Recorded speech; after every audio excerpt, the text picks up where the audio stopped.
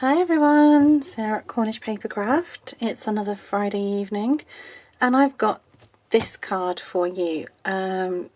This is a card that I seen on Pinterest. I know the lady's name was Kim, I can't remember her surname, but her blog is Kim Plays with Paper. And she done it slightly different to mine. She used some form of ribbon that you could pull apart, which obviously I don't have. I just had some early Expresso in my stash. So this is the one we're going to make today. We're going to be using the Let It Ride stamp, and you're going to be using the Galloping Horse and the sentiment Live as if someone left the gate open. And then for the background we're going to be using the Crackle paint. Both of these are due to retire next Tuesday, so if you want them let me know and I can order them in for you, because once they're gone, they're gone. So I'm just going to move that one just up there. Actually, I'm going to leave it to the side just so you can see it. And we're going to do some cutting of the card. So some of it I have already cut, just to save a little bit of time. Actually, I'm just going to move that one out of the way. So same card measurements as usual, 10 cards. So we're looking at 11.5. and 4. So let's just move that one down now. So the arm of it always catches on my tripod. I'm just in danger, and just in case it decides to pull my tripod down on the floor. So I'm going to be making a couple of these, hence why I'm cutting 2. So 4 inches by 11.5, scored at 5 3/4. So that is your basic base card that you need. Okay. For your Crackle paint layer, bring it in by 1/8 of an inch each way. So 3 7/8. I think I've just bought this one a little bit. No, just by 5 5/8. Okay. So that is just going to give you that slight border around the edging. Okay. And then for another stamping layer, you're going to need more early Expresso. And this bit is 2 7/8 by 4.5.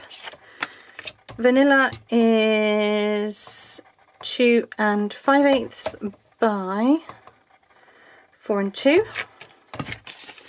And that one's just going to be where you stamp your horse onto. I've brought it in a little bit further this time because I thought the border on here wasn't wide enough, so I've just brought it in a little bit more.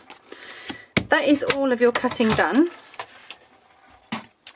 So the first thing we're going to use is the Stamparatus to to stamp the Crackle paint down.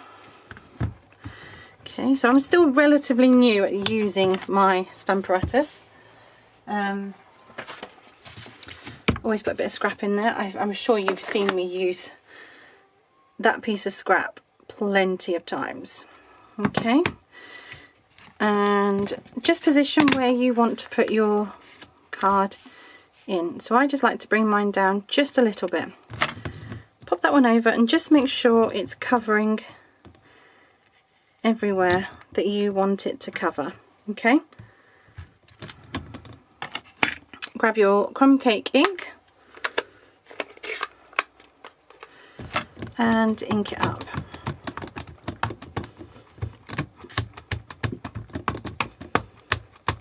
Give it a good coating. Double check that that's straight again. And bring it straight down. Okay, give it a good press. Make sure it's transferred all the way across. Now there's a couple of bits missing, but that's okay because that's going to be covered by the horse. I mean, what you can do is go over again and repress it. There we go, it's covered it back up again. So that is your base layer done and your Stamparatus finished with. Okay, so that one's going to go just on there. The next bit you're going to need to do is to stamp your horse. So I've already put mine on the block. Okay.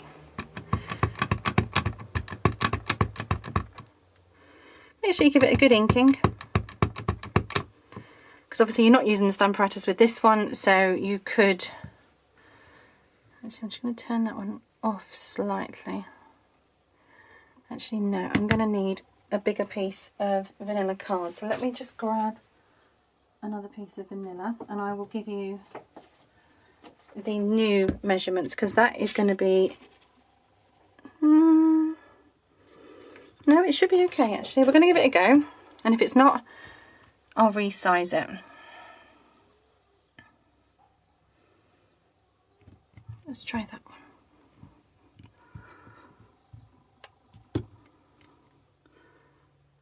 And I did it in the wrong colour. So let me just cut a completely fresh piece. That's because I wasn't concentrating, so I've cut it in, stamped it in crumb cake. So bring out your stamp cleaning pad, give it a good clean,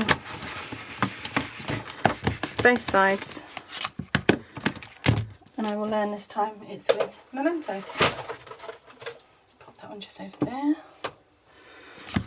So pop that one over there. Get rid of the scraps. Okay, so just to recut a piece of vanilla. So this just proves mishaps do happen. And when they do, you deal with them. No one likes them to happen, but they do.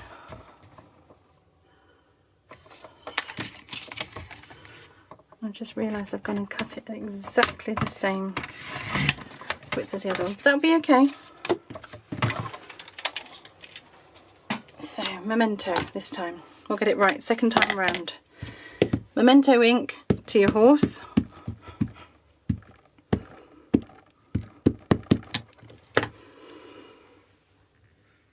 And just stamp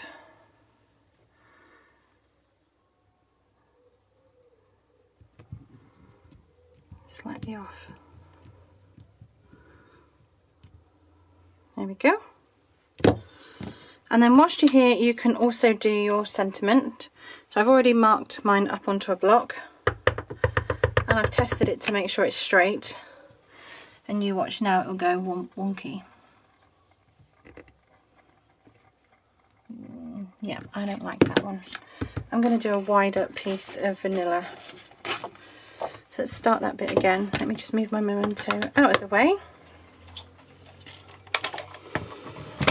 And I'm just going to go by the sizes on this one and recut it completely. So it needs to be 2 9/8, which is the same size again. Maybe just slightly bigger. And then for the length, 4 3/8.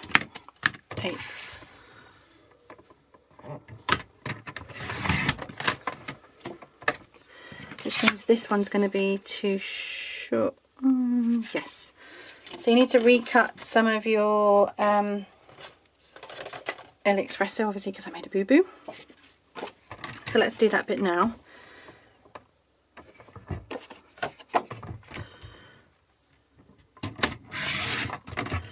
Okay, so obviously as you have to remember, because we've cut the inner layer, now we're doing the outer layer, you need to add that 1/8 of an inch on, okay, to each one.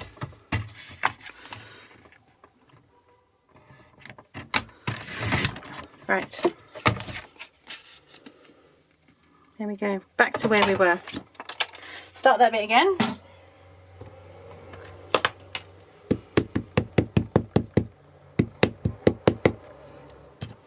Okay. So you don't need your underneath layer, because I always find sometimes if it's too much of a layer underneath, it can just cause you to wobble a little bit. So I'm just going to put him quite high up.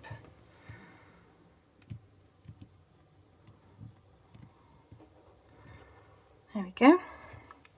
So my ink pad must be drying out just ever so slightly, so I will need to re-ink that one shortly. And then grab your sentiment and come in and just pop your sentiment down the bottom. There we go. So that is all your stamping done. All you need to do now is grab, I'm using crumb cake. I don't know if you can see that one. Don't know if it's going to focus or not. Don't think it is going to focus, but this is light crumb cake blending pen. Obviously you can use whichever colour. You could switch it to grey as your base layer, or you could be extremely clever and use black as your base layer, and then you could do the markings for a piebald, which is basically sort of a white pony with black splodge markings on. Or you could use a darker blend and do markings for a skewbald pony. And I'm sure I've got them the right way round. Skewbald brown, piebald is black. However, do correct me if I have got that round the wrong way. It's been many years since I've actually been riding. And even then I didn't used to ride one of those ones. I used to ride a beautiful 16-hand pony called Max. It used to be at my local riding school. There we go. Grab some old olive for your next marker and just sort of loosely colour your grass in. Okay, so that is your colouring done as well. And then what I've done is just used some of the matching ribbon. There we go. I've got it in one of these handy little containers that Linda Parker made quite a few years ago. Okay, so you can put some of your layers together. Okay. 9 times out of 10 when I say I'm going to use ribbon, I then forget. And I get a bit happy sticking things down and I'm like, oh yeah, I forgot the ribbon. So I'm going to do the first layer and then I'm going to stop and add the ribbon, because I will do my usual trick and forget it and then stick that top layer down. Okay, so your ribbon needs to go around this one. So just grab how much you need. Obviously give yourself a little bit over each side, just so you've got something to stick down with. There we go. Pop that one aside. And I put this one at about just over halfway down, okay? Double check you have the right, I mean, it doesn't make no difference on this one, but sometimes you can get satin ribbons. Just make sure you've got the right side facing the right way. Otherwise you'll end up putting the shiny side down and not having it around the right way. So just stick that one down just there so you can see that one. And then what I tend to do is I like to put a little bit of adhesive just on my ribbon so it doesn't gape, and then things can fall off and get stuck behind it, and just make sure it's nice and straight. Again, pop that one down that side, add some tape glue, pop that one down. Okay, there we go. Now you need to glue this one down. I just tend to put a little bit more tape runner just in the middle when you've got ribbon, because it's got that extra sort of layer to hold down. Okay, make sure you've got your card the right way up and just sort of eyeball getting that down nice and straight. Smooth it down, and you've just got your horse layer to go down.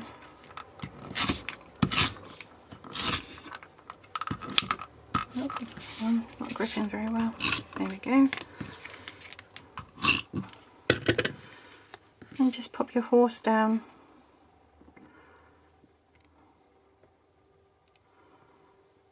On an angle and smooth it down. And then what you can do is, using the same width and size card as you did for your base layer, you could just pop that on the inside, just so that, obviously this is a different size, so you've got a nice colour to write on when you're gifting your card. So there we go. So I hope you enjoyed that one. A quick and simple card, obviously minus the mistakes. If I'm brave enough, I'm going to be doing this one at some stage. It's just going to be about 25 minutes to half an hour time you go the right way through it. But yeah, I'm going to be working on this one at some stage. So I hope you've liked today's video. Hit the like button, hit subscribe, and I'll see you at the next one. Thanks for watching. Bye bye.